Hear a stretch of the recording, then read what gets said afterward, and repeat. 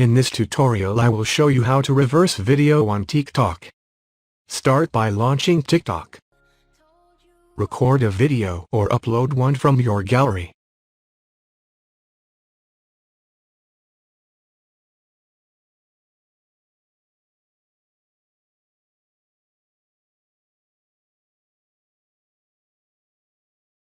Now at the bottom of the screen select Effects.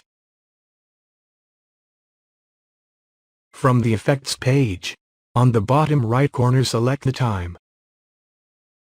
And then select Reverse. Once you click Reverse, it will start previewing the video backwards. Click Save. Now this video is reversed. You can upload to TikTok.